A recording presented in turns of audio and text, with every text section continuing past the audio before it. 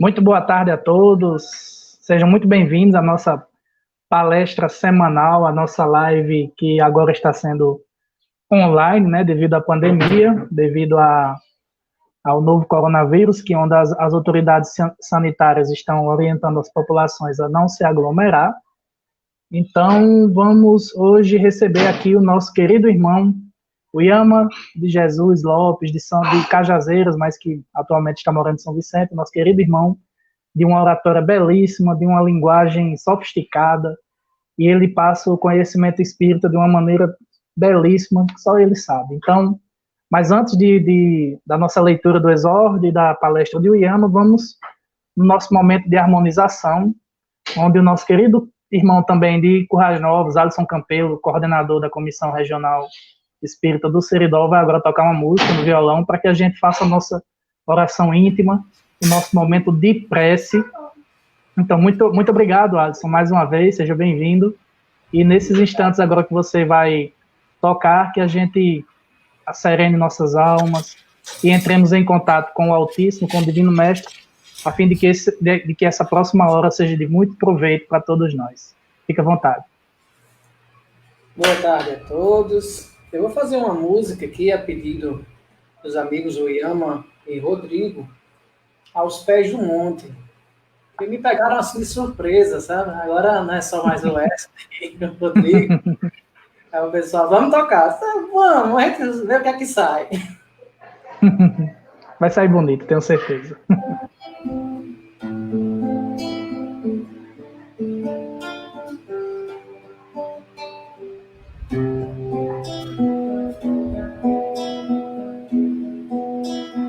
Um sentimento me ronda, não sei dizer, tudo é novo pra mim. Meu coração se renova, sinto a esperança invadir o meu ser.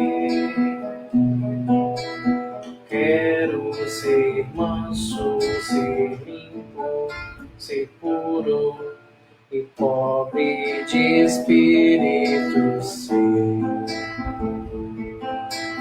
Tua palavra me sonda e conta do reino que espera por mim.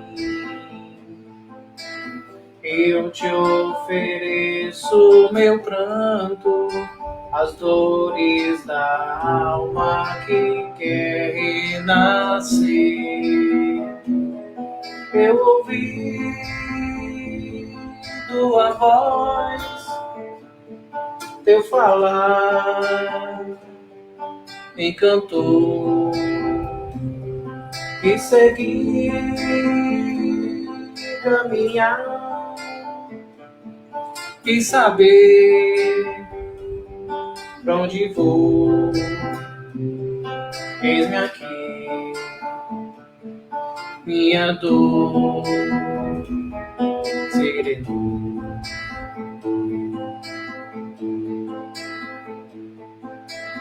Um sentimento me ronda, não sei dizer, tudo é novo pra mim. Meu coração se renova, sinto a esperança invadir o meu ser. Quero ser manso, ser limpo, ser justo, pobre de espírito ser. Tua palavra me sonda, me conta do reino que espera por mim. Eu te ofereço meu pranto e as dores da alma que quer renascer. Eu ouvi tua voz, teu falar encantou e segui caminhar. Quis saber pra onde vou, eis-me aqui, minha dor sereno.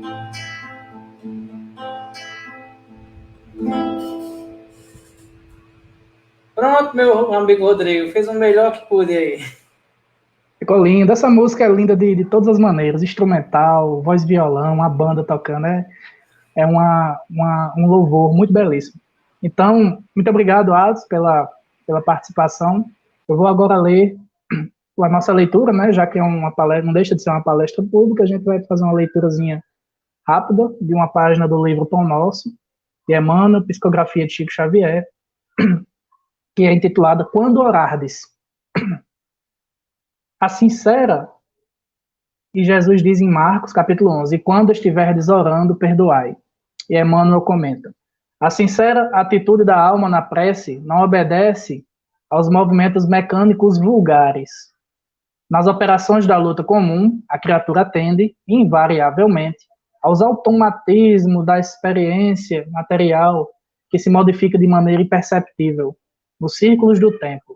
Todavia, quando se volta a alma aos santuários divinos do plano superior, através da oração, põe-se a consciência em contato com o sentido eterno e criador da vida infinita.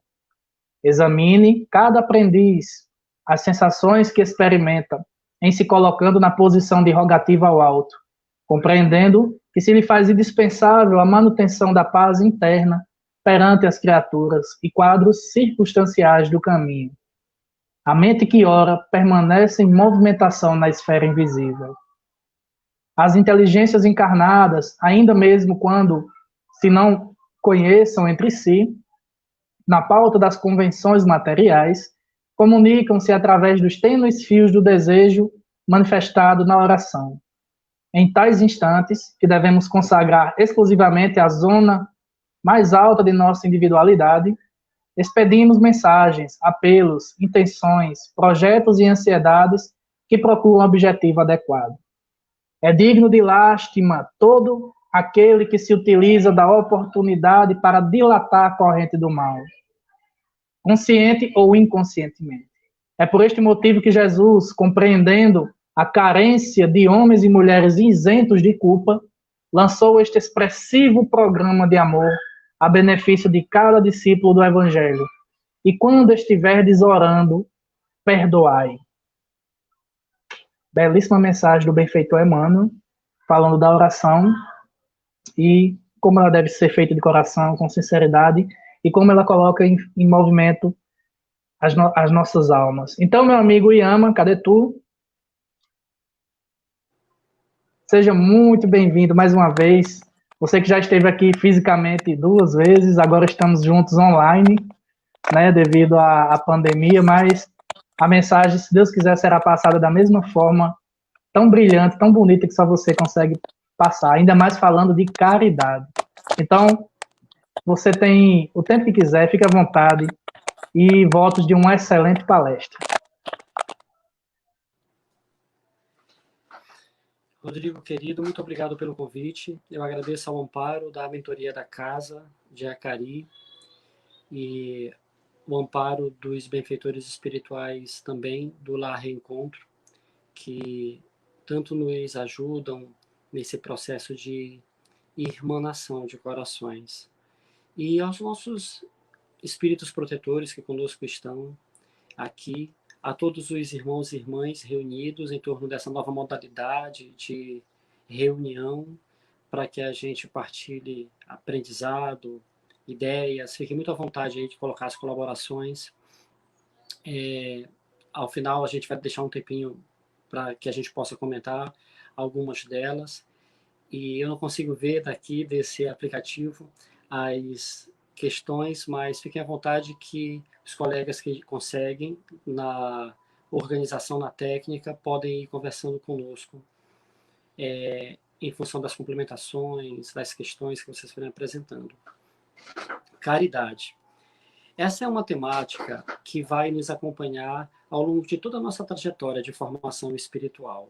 Não há como nós não escutarmos essa temática na casa espírita algumas tantas diferentes vezes, porque é uma das bases, uma das categorias fundamentais da nossa formatação doutrinária.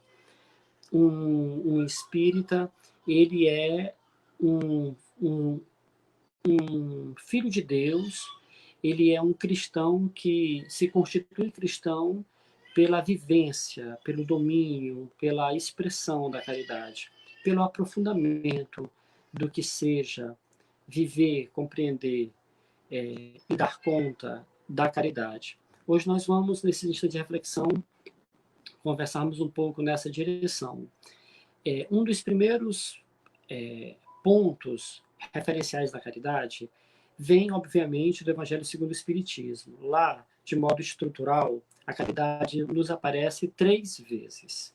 Várias, mas de modo estrutural, 3 vezes. Aparece no capítulo 11, associada com fé e caridade, de que a caridade ela é um laboratório de refinamento da fé, e os benfeitores não dizem isso rompendo nenhuma lei, porque o próprio Paulo, apóstolo, na 1 Coríntios 13, vai nos lembrar que 13, no capítulo 13, versículo 13, vai nos lembrar que 3 virtudes fundamentam a base da nossa formação cristã de modo referencial. Segundo Paulo, em 1 Coríntios 13, 13. A fé, a esperança e a caridade. Elas permanecem ao longo de todo o processo de jornada evolutiva da alma na direção dessa comunhão com as coisas do alto. Dentre elas, a mais excelente, a virtude de primazia é a caridade. Então, Paulo coloca a caridade como uma virtude estruturante do nosso cristianismo, da nossa formação cristã, da nossa moralização espiritual, acima, inclusive, da fé. Porque é pela caridade que nós vamos burilando a fé. A fé se torna mais robusta através do trabalho da caridade. Eu faço parte de uma casa espírita que tem um lar de idosos dentro da casa.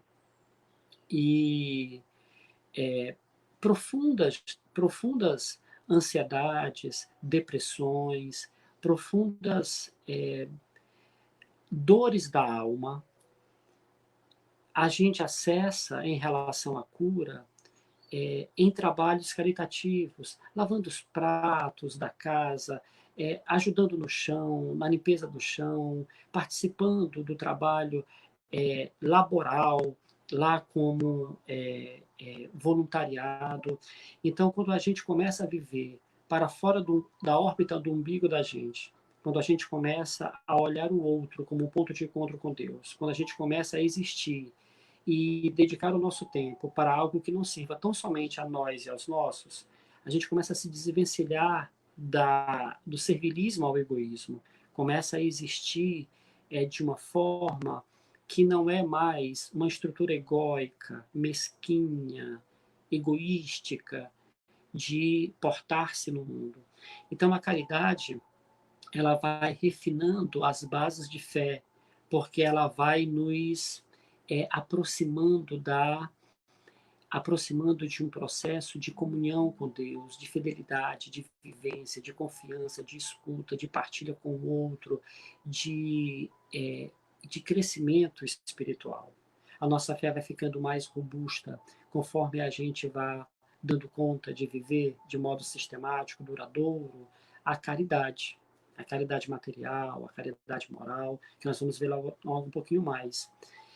O capítulo 15 do Evangelho segundo o Espiritismo, os benfeitores nos lembram que fora da caridade não há salvação. Eles não dizem fora da formatação doutrinária A, B ou C, fora da igreja A, B ou C, fora da condição desse posto de serviço na casa, na igreja, no templo, desse destaque, desse elemento de extinção. Não. Eles falam fora da caridade não há salvação.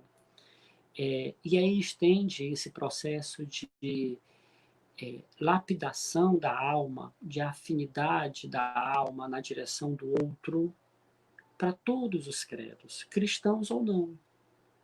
Né? Um hindu precisa de caridade, um budista precisa de caridade, alguém, Krishnamurti, Paramahansa Yogananda, alguns discípulos de tradições orientais não cristãs precisam de caridade. A caridade ela vai nos referencializando a alma, nos afinando, nos desvencilhando do egoísmo, da estrutura de egoísmo. Então, os espíritos são categóricos no capítulo 15.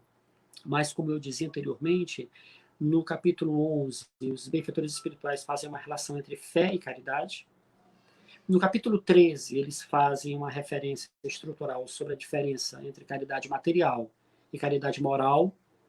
E no capítulo 15, eles vêm falar, desdobrando essa premissa de que fora da caridade não há salvação. Então, de modo estrutural, o Evangelho segundo o Espiritismo nos apresenta no capítulo 11, fé e caridade. No capítulo 13, caridade moral e caridade material. E no capítulo 15, fora da caridade não há salvação. De modo estrutural, o Evangelho segundo o Espiritismo nos apresenta a caridade nessa composição. Além do Evangelho segundo o Espiritismo, o Livro dos Espíritos nos apresenta a caridade também de uma forma muito referencial, que é a antepenúltima lei moral. A terceira parte do Livro dos Espíritos, ela é toda sobre as leis morais. A lei de adoração, a lei de sociedade, a lei de destruição, a lei de conservação, a lei de igualdade, a lei de reprodução, a lei de progresso, a lei de amor, justiça e caridade, a lei de liberdade e a lei da perfeição moral.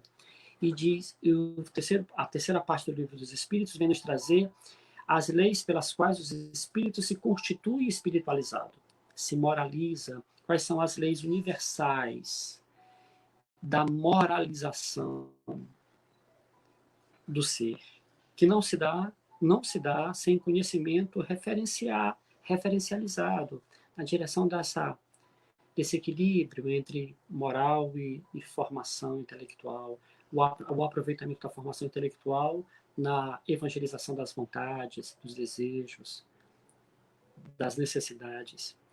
Então, a antepenúltima lei que vai abrindo um desfecho das leis morais é a lei de amor, justiça e caridade. Então, os espíritos benfeitores, na terceira parte do Livro dos Espíritos, nos lembram que é uma só lei. Não é uma lei de amor, não é uma lei de justiça e uma lei de caridade. Não. É uma só lei. Os Espíritos nos dizem, nessa parte do Livro dos Espíritos, acerca da lei de amor, justiça e caridade, que não há amor sem justiça e não há amor sem justiça e caridade. Não há justiça sem amor e caridade e não há caridade sem amor e justiça. São três fundamentos de uma mesma tríade de formação espiritual. Porque todo amor que não é justo é permissivo, é abusivo, é passivo, é degenerante daquele que ama e daquele ser amado. Porque se a gente não disciplina quem a gente ama, se a gente não conversa, não orienta, não se reorienta conosco mesmo em relação a uma necessidade do ser amado, se a gente não se torna mais paciente com o ser amado em relação aos processos de ajuste dele, se a gente não se reorganiza para que a gente consiga acompanhar, inspirar o ser amado, então esse amor sem justiça, ele torna-se um amor desequilibrado, onde só se recebe, tal como criança ferida, criança egóica, um estado infantil do espírito, onde só se recebe, só se recebe, só se recebe, ou só se dá, só se dá, só se dá. Então, essa equivalência entre dar e receber é o lado justo do ato de amar. Não há amor sem justiça. Todo amor sem justiça é permissivo, é abusivo, é passivo, é degenerante de quem ama e do ser amado. E não há amor e justiça sem caridade, que que nós vamos conversar já já sobre essa questão aqui que o Rodrigo está trazendo para a gente, que é uma questão interessantíssima, que é a 886 do Livro dos Espíritos, a benevolência, como é que Jesus entendia a palavra caridade no verdadeiro sentido. E aí os espíritos, na questão 886, dizem benevolência, indulgência e perdão das ofensas. Então, veja, a benevolência, a gente passa muito tempo na casa espírita, a benevolência, eu estou agora explicando caridade nessa tríade da justiça e do amor. Por muito tempo nós ouvimos na casa espírita, não é nenhum excesso, não há nenhuma falta nisso, nós ouvimos que benevolente é quando a gente espera, acredita no melhor do outro. Não, mas o Rodrigo disse isso? Não. O Rodrigo que eu conheço não diria isso. Talvez você tenha entendido errado, meu irmão. Talvez não foi exatamente isso que o Rodrigo quis dizer. O Rodrigo que nós conhecemos não diria isso. Eu vou checar com ele. Me dê um tempo, por favor. A benevolência ela não é tão somente a expectativa do melhor do outro. Não. Também. Mas a benevolência é quando a gente consegue desvencilhar-se de toda a estrutura atávica, de todos os atavismos, de todas as características, ou que a gente caminha largos passos na desvencilhação dessas características de espíritos imperfeitos. A terceira ordem do Livro dos Espíritos, a terceira ordem de espírito, que no Livro dos Espíritos está da questão 100 a 104, nós vamos ver que os espíritos se dividem em 10 classificações em 3 ordens. A terceira ordem são as ordens dos espíritos imperfeitos. 10º tem os espíritos impuros, 9º os levianos, 8º os pseudo-sábios, 7º os neutros, aqueles que nem fedem nem cheiram, não fazem bem, não fazem mal. Eu não faço todo esse bem que a casa espírita espera de mim, que Jesus espera de mim, mas também não faço mal a ninguém, não falo mal de ninguém, não agrido ninguém, não provoco ninguém. Eu estou aqui na minha, não faço esse bem, também não faço esse mal. Esses espíritos neutros estão na terceira ordem, na ordem dos espíritos imperfeitos. Então, impuros, levianos, pseudo-sábios. 7º, neutros. 6º, batedores e perturbadores.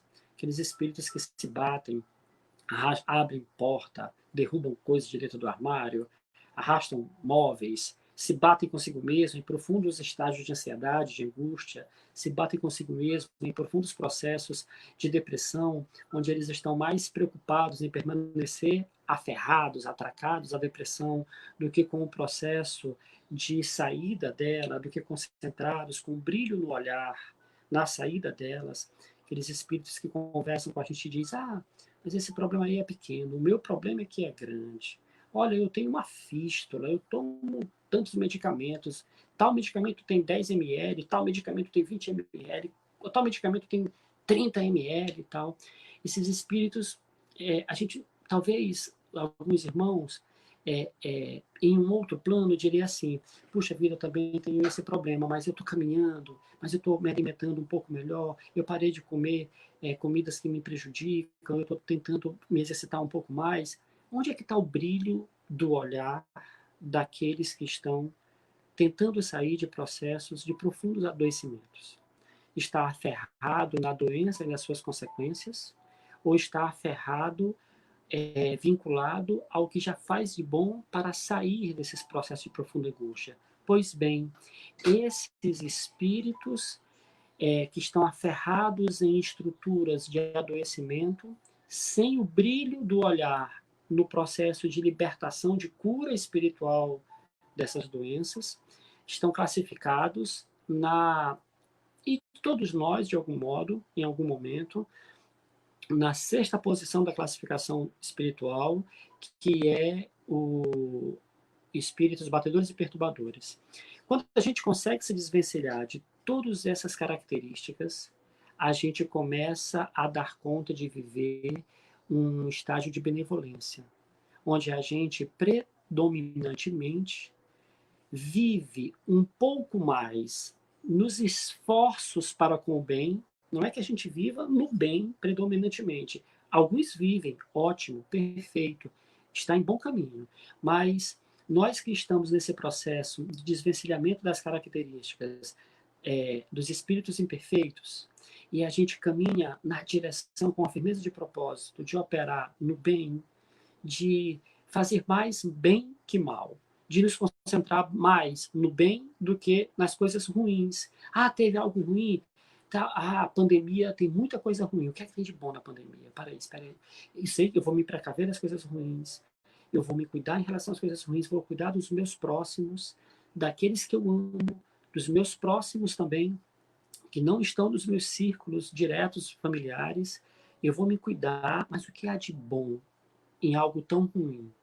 Há algo bom? Quantas coisas boas existem? Eu quero achar, eu quero encontrar, eu quero viver, eu quero fazer dessas coisas boas o meu alimento de sustento junto com os ensinamentos de Jesus para enfrentar o meu preparo em relação às coisas ruins. Então, a benevolência, não é? Essa benevolência, como o Rodrigo muito bem aqui nos lembra, benevolência para com todos. Ela é esse processo de desvencilhamento das características de espíritos de terceira ordem e um caminho para que a gente viva de modo mais e melhor na direção do bem, em relação ao caminhar para os espíritos de segunda ordem, que são os espíritos benevolentes, benevolência para com todos. Benevolência é a virtude basilar dos espíritos benevolentes. Benevolência, em quinto lugar, dentro da segunda ordem, tem 4 classificações de espíritos. Benevolentes, espíritos sábios, espíritos de sabedoria, espíritos superiores. O segundo estágio, dentro da segunda ordem. Aí acaba a segunda ordem, benevolentes, sábios, de sabedoria, superiores. Aí acaba a segunda ordem nos espíritos de primeira ordem, espíritos puros. Mas por que eu lembrei dessa classificação dos espíritos? Por causa dessa questão que o Rodrigo nos trouxe para cá, aí no chat, dizendo benevolência para... Como é que Jesus entendia a caridade? Então, benevolência para com todos, indulgência para com as imperfeições dos outros. O que é a indulgência? A indulgência é quando eu tributo algo que me é caro, que eu não tenho muito, mas eu tributo isso. Quando eu, por exemplo, eu tributo paciência com aquele meu irmão mais empedernido, em alguma confusão, que vez ou outra me arrasta para dentro do padrão vibratório deles. O Luiz Eduardo, o Edu está nos lembrando aqui, que é Agostinho de Hipona, que está no Livro dos Espíritos, nos lembra disso na questão 919. Ele diz assim: todas as vezes que eu for deitar, eu vou passar em revista, em um profundo exame de consciência sobre o meu dia. Eu fiz mal propositadamente para alguém? Eu falhei com alguém? Eu fui duro com alguém? Mais do que eu deveria? Eu afetei alguém nas suas estruturas emocionais que eu não deveria ter feito? A quem eu fiz mal? E aí, no dia seguinte, ele evitaria aqueles procedimentos que causou mal a alguém e se desculparia e reaveria a condição de pacificação junto àquele que ele fez mal. Então, esse exame de consciência é caridade também, é caridade moral, que a gente vai já já chegar nela. Então, a indulgência é quando eu tributo paciência, quando aquele meu filho está num processo duro de birra, de tempo, enfim, e eu respiro e penso na bênção que ele é de Deus nas nossas vidas, e eu conto até 10 e eu não me deixo escravizar pelas minhas pulsões, eu não me deixo reverberar as minhas pulsões, nós não deixamos, a gente tenta não deixar reverberar os nossos ímpetos, as nossas pulsões, as nossas impaciências, as nossas vibrações deletérias, sufocando, entravando, nebulando o nosso padrão vibratório. Então, quando a gente pensa e a gente entrega, tributa aquela cota de paciência, essa é a indulgência. Indulgência é toda virtude que a gente ainda não tem, mas que a gente trabalha, cotizando na direção dela, tentando empreendê-la, tributando naquela circunstância em que ela se faz por merecer, que ela se faz por acontecer. Então, a indulgência é quando eu tributo uma virtude que eu tenho pouco, ainda não tenho tanto, mas eu me esforço na direção dela para conferir naquela circunstância por necessidade do espírito que eu sou. E perdão das ofensas, que daria uma palestra inteira, né? Daria uma palestra inteira, perdão, porque a gente entende muito mal o perdão. Alguns irmãos, como nós, dentro de profundas estruturas egoísticas, dizem assim, olha, eu perdoo, mas Deus vai cobrar, vai pagar para Deus. Para mim não precisa pagar nada, vai pagar, está perdoado, mas vai pagar para Deus. Olha, eu perdoo, mas eu vou dizer umas boas verdades para ele, porque ele precisa ouvir umas boas verdades. Está perdoado, mas eu vou dizer umas boas verdades. Como se a gente, num estado de ânimo deletério, conseguisse pactuar alguma verdade possível, articular alguma verdade possível. Eu perdoo porque é um coitado, é um ninguém, é ninguém. Eu perdoo porque, pelo amor de Deus, também isso não é perdão, né? Ou então aquele perdão, olha, eu perdoo, mas não, eu não esqueço. Eu perdoo, mas eu não, olha, não, meu coração não está perdoado. Enfim, perdão daria uma reflexão inteira, não é? Perdão, em síntese rápida, o centro da síntese do perdão é quando a gente lembra do agravo, perdoa, lembra do agravo, mas aquele agravo não nos mobiliza mais emoção ruim nenhuma. Nenhuma emoção ruim nos afronta, nos destila, nos envenena. Nenhuma emoção deletéria nos compromete o padrão vibratório. A gente lembra do ocorrido, mas aquilo não nos reduz em padrão vibratório. Né? A gente até reza pela pessoa, a gente até recomenda a ela as forças dela a Deus, que Deus a ajude, não é?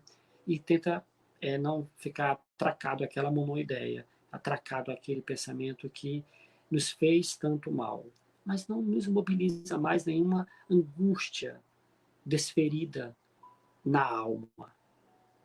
Então, em síntese, o cerne da síntese de perdão é essa lembrança sem afetação emocional, tá bom? Então, essa benevolência do bem, da indulgência e do perdão, ela é o coração da caridade moral.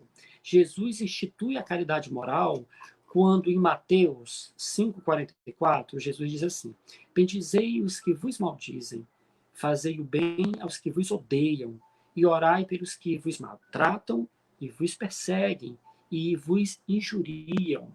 Então, todas as vezes que a gente dispensa um bom pensamento, um bom fluido, uma boa emanação de vibração, uma oração, uma prece, talvez a gente não tenha aquele dinheiro para participar do sopão por ocasião da retomada do pós-crise, do pós-pandemia, as atividades da casa, a gente não tem aquele dinheiro para colaborar semanalmente no sopão que vai ser distribuído.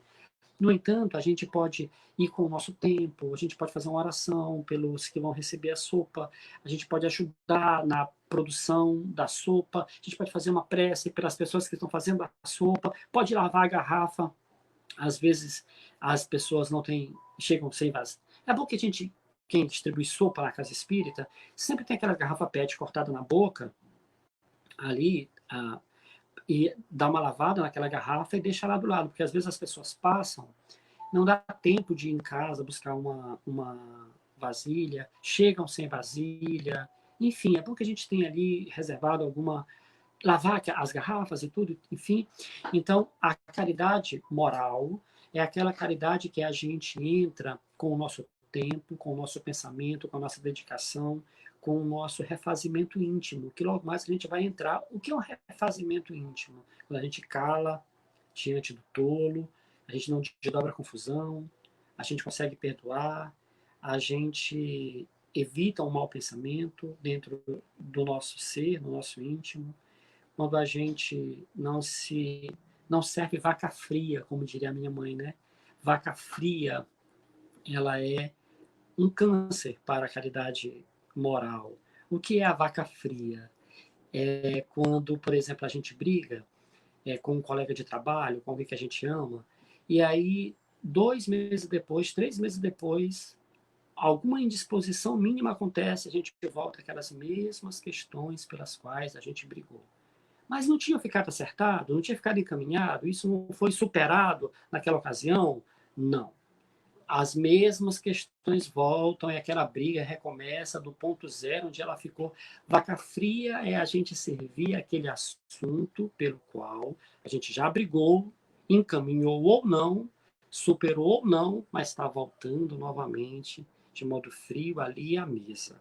Uma outra coisa também é jogar na cara. Jogar na cara é uma das manifestações mais rudes de um espírito cru. Quanto mais primitivo é um espírito, quanto mais rude é um espírito, mais ele está tendente a jogar na cara aquilo que ele fez por alguém. Então, quando um espírito começa a se amadurecer, a se consciencializar, a se consolidar enquanto um espírito melhor harmonizado, ele não consegue jogar na cara nada em relação a ninguém. No máximo, ele consegue articular problematizando. Não, mas será que de fato é assim? Você acha que você está nessa... Mas ele não consegue jogar na cara. Então, todas as vezes que a gente sente a necessidade de jogar na cara algo em relação a alguém, é porque a gente não está dando conta de fazer o dever de casa no processo de moralização espiritual, na direção de abandonar as vacas frias, de não nos servir de vacas frias. Então, já a gente volta para a caridade moral, que ela é mais densa, mais complexa, mais difícil do que a caridade material. Então, a caridade material é quando a gente vai trabalhando o processo de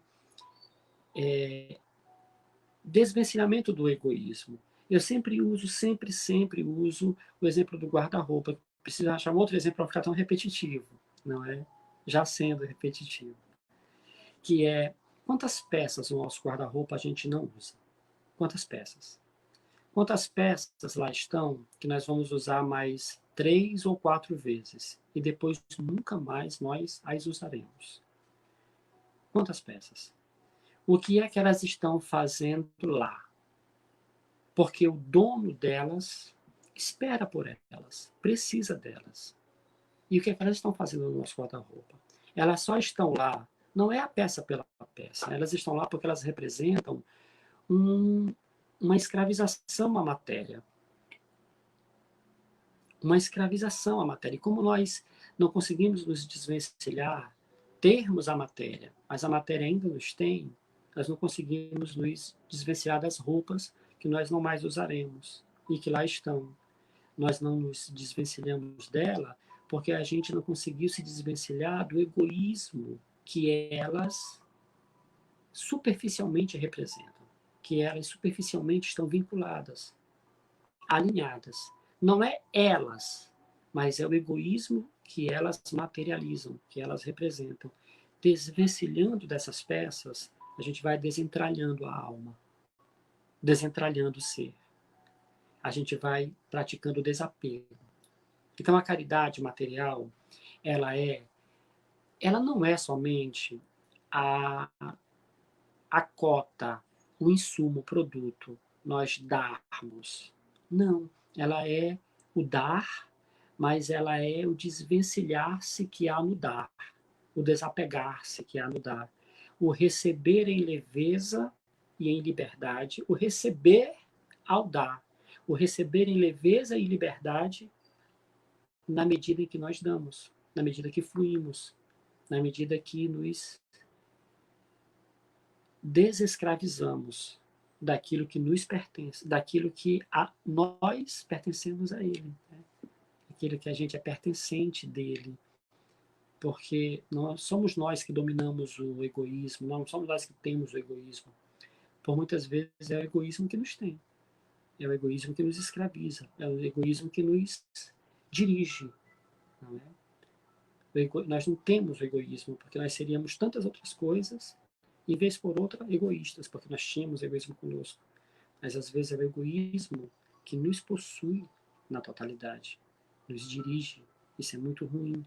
Então, há no dar, como nos lembra Francisco de Assis, uma profunda dádiva recebida. Quem dá, recebe em leveza. Quem dá, recebe em desvencilhamento. Quem dá, recebe em desentralhamento da alma. Quem dá, recebe em liberdade gradativa, que vem se constituindo, tal liberdade, no processo de desvencilhamento do dar. Então, a caridade material é esse processo de desentralhamento da alma, de auxílio do irmão. Há uma passagem linda em Mateus, que nos evangelhos, né? Mas a de Mateus é a primeira e ela é mais impactante, porque Mateus escreveu para o povo, para os deserdados sociais, para a plebe, para os pobres, oprimidos, deserdados, os à margem. Mateus escreveu para os à margem. Lucas escreveu para os romanos. Marcos escreveu para os gentios. João escreveu para um reino, o povo de um reino. Não é? Então, a grande necessidade de Mateus, e por isso eu acho, todos os evangelhos são lindos, mas o evangelho de Mateus ele é forte porque ele é feito para o pobre, para o que está à margem. Foi para eles que Mateus escreveu. Então, vindo Mateus das margens, das margens espirituais, porque ele era um rico cobrador de impostos e altamente vinculado às margens da necessidade espiritual para com as coisas do alto. Então, Mateus diz assim, que Cristo mencionou certa ocasião, disse, eu estive nu e me vestiste, estive faminto e me deste de comer, fui estrangeiro e me acolheste, estive preso e me visitaste. Chega-te a mim, fica aqui. E aí os discípulos dizem, mas Senhor, quando foi que tivemos nu e te vestimos? Quando foi que tivemos faminto e te demos de comer? Quando foi que tivemos estrangeiro? Aí Jesus responde, todas as vezes que vós tiverdes feito uma dessas coisas a um destes pequeninos, foi a mim que fizestes. Então, a caridade material e a caridade moral, elas não são dois pilares separados em uma progressão ascensional. Elas são intercambiadas, elas são dois movimentos que se complementam. A gente primeiro não vive a caridade material para depois vivermos a caridade moral. Alguns até sim. Dada a dureza do coração de alguns irmãos, como nós, chega alguém em casa e pede algo e a pessoa vai e dá aquela banana mais a mais apodrecida, a mais próxima de apodrecer. Escolhe as bananas mais escuras, já está passando do ponto ali, e dá aquelas bananas. Dá aquela blusa que já não serve mais, dá aquele sapato que já não serve mais.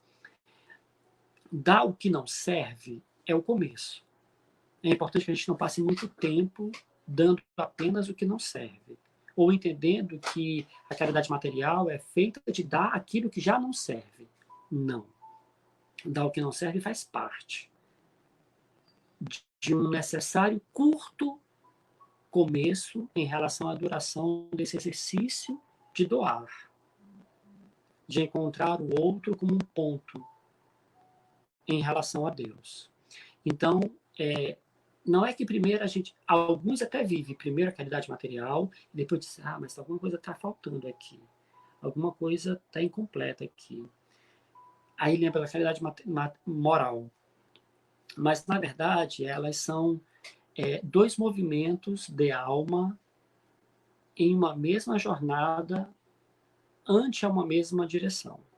Não há caridade material sem caridade moral, e não há caridade moral sem caridade material. Apesar de alguns corações, repito, veem com mais predominância, dada a etapa de evolução em que estão, mais a uma que a outra. Mas elas se justapõem, elas intercambiam na realidade, na dinâmica mais ideal a vivê-las, elas se complementam, acontecem ao mesmo tempo. Então, tem um caso bonito sobre isso, de um amigo, que ele engajou-se numa sistemática de sopa, de sopão. Então, toda sexta-feira eles iam para a casa espírita fazer a sopa terminava às 11 horas, 11h30 da noite, eles colocavam a sopa numa Fiorino de um dos irmãos da casa, e eles iam para a Praça da República, lá em Belém. E eles faziam toda a Praça da República com os moradores em condição de rua, depois subiam a Presidente Vargas, no contrafluxo do tráfego, e pegavam a estação da Dorcas ali, dando a sopa, até a sopa acabar. Então, é interessante que na casa lá não podia dar R$50, por exemplo. O Alisson diz assim, eu estou sem tempo, digamos, isso não acontece, estou só fazendo um exemplo aqui. Digamos, um irmão esteja, eu estou sem tempo, está aqui R$50, comprem carne para vocês colocarem na sopa. Não podia. A pessoa tinha que comprar carne, a pessoa tinha que levar a carne para o ambiente da produção da sopa, e não podia entrar só com dinheiro, tinha que ir. Para entrar só com dinheiro, eram outras frentes. O bazar entrava só com dinheiro, outras frentes de serviço, mas a sopa não podia entrar com dinheiro. Entrava com o produto e a caridade moral, e o tempo e a dedicação. E lá o pessoal cantava, rezava, brincava, ria, e depois saía com a sopa para dar. Aí daí esse meu amigo foi dando a sopa, entregando, e aí ele olhou para trás e o pessoal estava a uma quadra atrás dele. O pessoal estava numa quadra, passava uma quadra inteira que ele já tinha dado sopa, e ele estava na quadra seguinte. Disse, meu Deus, porque o pessoal está tão devagar, tão lento dando essa sopa. Meu Deus. Aí ele voltou, pegou a sopa na garrafa PET, e aí quando ele ia saindo, a dirigente da casa colocou a mão no ombro dele. Aí daí disse, fulano, para onde você está fazendo? Eu estou dando a sopa. Eu disse, como você está dando a sopa? Não, eu chego, acordo, uma hora, 2 vezes, ele está acordado, eu pego, entrego a sopa, diz Deus te abençoe e continuo, dá outra sopa para outro morador, alimentar mais gente. Ela disse, não, meu irmão, não é assim. Você vai olhar no olho dele, conversar com ele, entregar a comida, perguntar pela família dele. Enquanto ele conversa com você, ou então enquanto você espera a resposta dele, fazer uma prece por ele, emanar um bom fluido por ele. Dá um jeito de tocar no ombro dele, toca no teu irmão, conversa com ele, tenta imantá-lo numa vibração de prece, de cuidado, de encontro. A gente está aqui para trabalhar. Então, a gente não está aqui para encher o estômago de ninguém. A gente está aqui para trabalhar. Então, ele não tinha onde meter a cara nessa ocasião. Não tinha onde meter a cara. Então, a caridade material seria a sopa, a saciedade do estômago. Mas ela é 8%, 10% do movimento. Porque os outros 90% está no olhar no olho, no tocar no ombro, no perguntar pela família, no orar junto, no convidar para fazer uma prece, no fazer uma prece, na emanação de um bom pensamento, na imantação de um campo de frequência vibratória, de realinhamento espiritual, que seria o passe, por exemplo. O Kalel que está falando aqui é o meu filho querido, o meu filho mais velho. Que lindo. Seja muito bem-vindo, meu filho, sempre. Então, a caridade moral é esse elemento de lapidação do espírito, de formação do espírito, de amadurecimento consciencial, de amadurecimento moral. Então, a caridade material é quando a gente entra com os insumos e produtos, e a caridade moral é quando a gente vai dar conta de, pelo refinamento do espírito, dedicar o nosso tempo, a nossa atenção, as nossas preces, o nosso cuidado, a nossa preocupação, as nossas emanações na direção do irmão, do próximo. Essa caridade moral, os espíritos fazem muitos outros destaques. No capítulo 13, mais essencialmente, ele diz assim: quando a gente cala diante do tolo, é caridade moral. Quando a gente sufoca uma ironia em relação a alguém, ou quando a gente se recusa a entrar no padrão vibratório de uma ironia que tende a nos arrastar para dentro dela. Quando a gente evita um sorriso desdenhoso, ou não se aflige, não se desesperança, não se afeta com um sorriso desdenhoso. A caridade moral é um processo de amadurecimento emocional também. É um processo de amadurecimento espiritual, intelectual e emocional.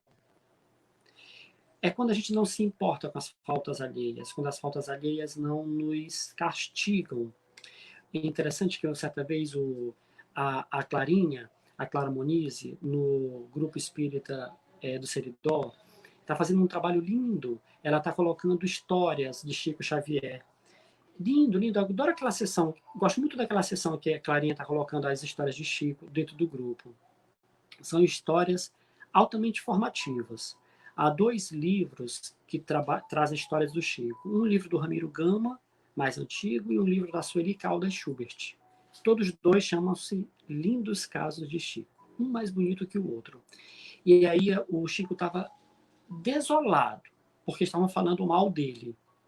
Estavam criticando ele às escondidas. Eles chegavam e riam dele, e chacoteavam dele, e aí o Chico estava arrasado, destruído emocionalmente.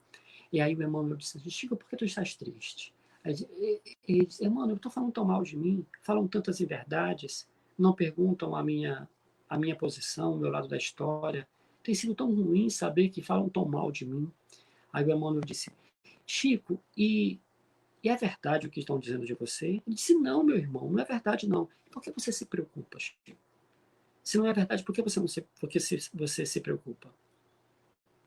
E se fosse verdade, eu deveria me preocupar? Perguntou o Chico para o Emmanuel. O Emmanuel disse: muito menos. Seria verdade. Se eles estavam falando a verdade, nada deveria te incomodar. O problema é que a gente envelhece muito cedo e se torna sábio muito tarde. Porque se é verdade, não tem com o que se preocupar. E se não for verdade, a gente se preocupar para quê? Não é? Então, é essa chave do nosso emocional em nossas mãos, ela é um processo de conquista, de libertação, de evolução consciencial. É quando as falhas alheias, é quando as desorientações, as maldades alheias não nos afetam na nossa dignidade, não nos avassalam a alma, porque a chave do nosso emocional está conosco. Conosco. Então, é um exercício, é um trabalho, não é indiferença, não é um exercício de indiferença, é um exercício de cuidado, de resguardo, de compreensão do outro a seu tempo. Tem uma história linda do Chico, qualquer dia desse a Clarinha distribui aí pra gente no grupo, ela vai chegar nessa história, que o Chico saiu e fechou a casa da prece, 2h30 da madrugada, aí o Chico estava indo para casa, passou por um bar, de uma quarta para uma quinta, 2h30 da madrugada da quinta-feira, cheio de homens bebendo no bar, jogando bilharito, falando alto, gargalhando. Aí o Chico disse, pensou consigo mesmo, meu Deus, de uma quarta para uma quinta, o que esses senhores fazem aí? Aí o Emmanuel estava do lado dele, aí o Emmanuel disse, Chico, você está julgando os irmãos? Aí o Emmanuel disse, não, meu irmão, mas você há de convir comigo. De uma quarta para uma quinta, esses homens não têm família, esse pessoal não tem família que está aí. O que eles fazem aí? Aí o Emmanuel disse, Chico, se você soubesse por onde esses espíritos estavam antes dessa encarnação, de onde eles estão vindo antes dessa encarnação, você não estava julgando esses espíritos.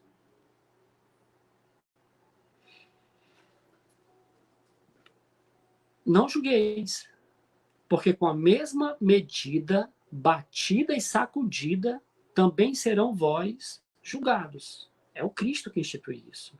Então, não nos afetar com o julgamento alheio, em função das desorientações vibratórias que os outros se encontram, por um exercício cotidiano de desvencilhamento, de resguardo, de cuidado interno, não de indiferença, mas de edificação íntima, interna. É um exercício. Isso é caridade moral. A caridade moral também é aquele cuidado e misericórdia que a gente tem de si em relação às afetações desnecessárias ante a outros. Os Espíritos nos dizem isso no capítulo 13 do Evangelho segundo o Espiritismo. E os Espíritos disseram isso em 1863. 1863 falaram dessas ponderações entre caridade moral, caridade material, explicaram toda essa mensagem, esse conteúdo da codificação espírita. Continuando um pouquinho mais, os espíritos dizem que a caridade moral é compreendermos-nos que somos membros de um mesmo corpo, de uma mesma família, filhos do mesmo Pai, reunidos sob o mesmo espírito da lei. Vermos-nos como irmãos, não é? Vermos-nos como irmãos.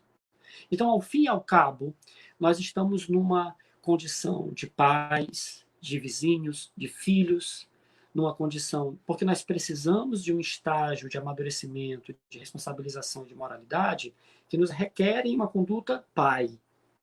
E essa conduta pai nos agregará em conteúdo espiritual numa jornada evolutiva. Mas, ao fim e ao cabo, todos nós somos irmãos, em posições identitárias de encarnação enquanto pai, enquanto filho, enquanto amigo, enquanto companheiro de jornada. Né? Ao fim e ao cabo, todos nós somos irmãos, cuidando de posições em relação aos outros na direção da nossa melhor moralização, do nosso melhor refazimento. Não é? Pois bem, então, pensarmos-nos enquanto irmãos em condições diferentes de encarnação, pai, mãe, vizinho, filho, amigo, companheiro, trabalhador espírita, é uma necessidade que é constituída pela caridade moral. Essa responsabilidade, esse disciplinamento da alma ante a mandada posição de trabalho, posição de responsabilidade, posição de serviço. Serviço como pai, serviço como trabalhador espírita, serviço.